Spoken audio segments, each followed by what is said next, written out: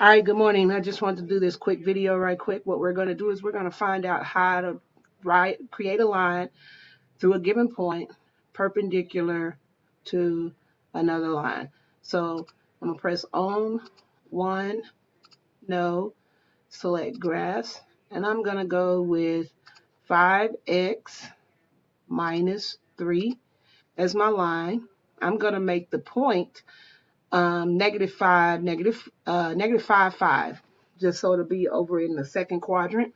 So to do that, I apply the point by going menu, geometry, points and lines, point. I'll instantly hit my parentheses. I'm going to hit the open parentheses.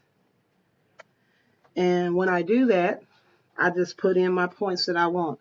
-5, enter, 5, enter, and there's my point. I'm going to drop this tool by pressing escape. So now I know that that tool has been escaped. Now, in order to draw a line, it has to be perpendicular to something defined, and we know that a line is not defined, so we're going to do perpendicular to a line segment, and we're just going to put a line segment on the given line. So we're going to go to menu, geometry, points and lines, line segment. We're going to start here. And we're going to go up here. So we now have our line segment. We see that that's the tool. We're going to drop the tool by pressing escape. Going to come back, press menu, geometry. We're going to go to construct, perpendicular. We're going to select our given point. We're going to select the segment. Boom.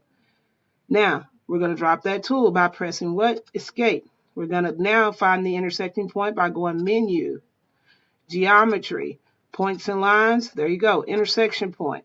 Intersection point of this line and this line. There's our point. We want to know where does it intersect at.